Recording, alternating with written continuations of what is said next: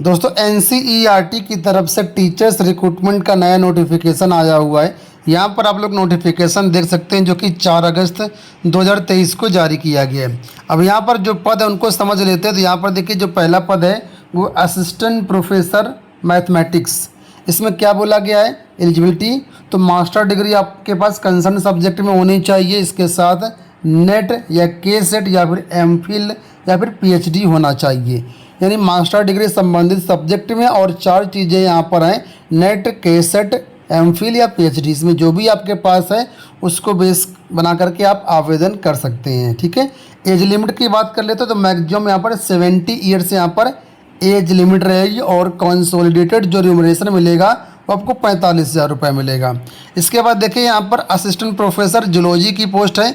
यहाँ पर भी बोला गया मास्टर डिग्री आपके पास होनी चाहिए और नेट या फिर एमफिल या पीएचडी है, तो इसमें आप लोग आवेदन कर सकते हैं। यहाँ पर भी मैक्सिमम एज जो है वो 70 ईयर्स है। इसके बाद अगली वैकेंसी असिस्टेंट प्रोफेसर इंग्लिश की पोस्ट है। यहाँ पर भी सेम बोला गया मास्टर डिग्री आपके पास इंग्लिश में होनी चाहिए। इसके बाद नेट, के सेट या फिर एमफिल या पीएचडी जरूरी है। 70 साल यहाँ पर भी एज है, पेमेंट वही मिलेगा। इसके बाद अगली वैकेंसी है assistant professor in pedagogy of physical science. ठीक है, इसमें बोला गया एमएड या फिर एमएससी फिजिक्स आपके पास होना चाहिए। साथ में नेट या स्लेट या फिर एमफिल या पीएचडी इनमें से कोई भी एक होनी चाहिए। अगली वैकेंसी है assistant professor in pedagogy of physical science. Chemistry की एक पोस्ट है, यहाँ पर फिजिक्स की पोस्ट थी। यहाँ पर भी सेम बोला गया एमएड होना चाहिए और एमएससी केमिस्ट्री आपके पास होना चाहिए और नेट या स्लेट में कोई भी एक चीज़ आपके पास होनी चाहिए। इसके बाद अगली vacancy assistant professor in pedagogy of mathematics. इसके बोला गया है master degree in concern subject, यानी एमएससी आपका मैथमेटिक्स होना चाहिए और एमएड होना चाहिए। नेट वाले अभ्यर्थी, एमफिल वाले अभ्यर्थी, पीएचडी वाले इसमें भी आवेदन कर सकते हैं।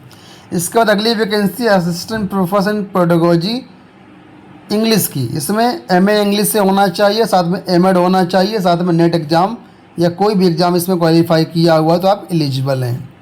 अगली vacancy assistant professor in psychology and guidance. इसकी एक पोस्ट है। इससे बोला गया एमएड आपका होना चाहिए, साथ में एमए या एमएससी साइकोलॉजी से होनी चाहिए और पीजी डीजीसी यानी गाइडेंस एंड काउंसलिंग ये है तो चल जाएगा। यानी एमएड और एमए है या फिर या स्लैश लगा कर लिखा हुआ है, इसका मतलब है जो भी आपके ऊपर लागू होता है वो होना चाहिए, कोई एक हो।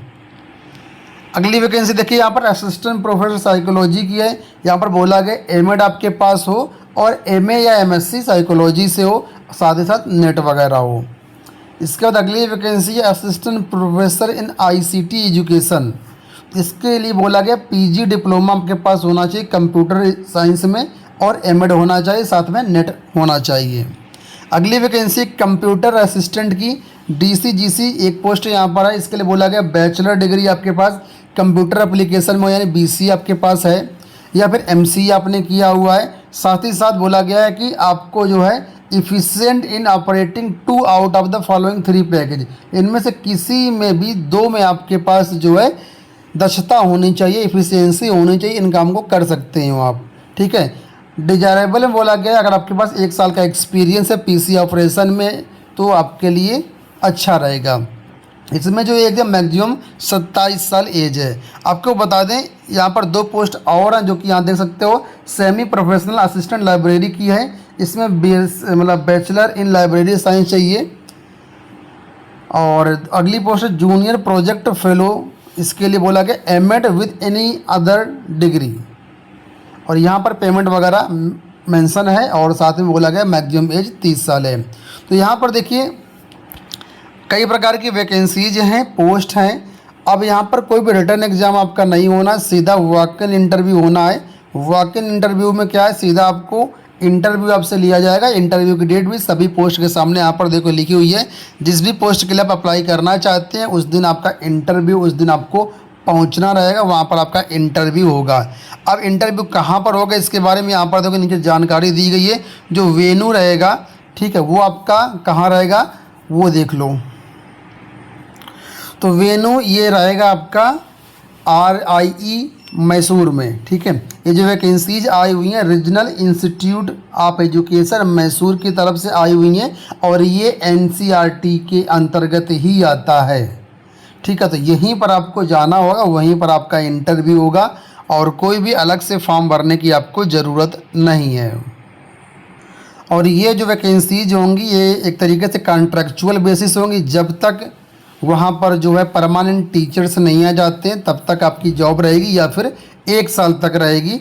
जो भी पहले हो जाएगा उस कंडीशन में वो आपके ऊपर लागू होगा। तो अगर आप इसमें इंटरेस्टेड हैं तो इस नोटिफिकेशन को डाउनलोड कर सकते हैं। डाउनलोड कहाँ से करना, तो ये वेबसाइट नीचे दी गई है www.riemysore.ac.in। यहाँ पर जाएंगे तो आपको नोटिफिकेशन मिल जाएगा। जो भी चीज़ें ले करके जाना है तो वो सारी चीज़ें यहाँ पर मेंशन की गई, जो भी आपके एकेडमिक डॉक्यूमेंट्स हैं, जो भी आपके डॉक्यूमेंट्स हैं उन सबको आपको लेकर के जाना है और वहाँ पर वाकई इंटरव्यू में आपको उपस्थित होना है। उम्मीद करेंगे वीडियो पसंद आया होगा। धन्यवाद।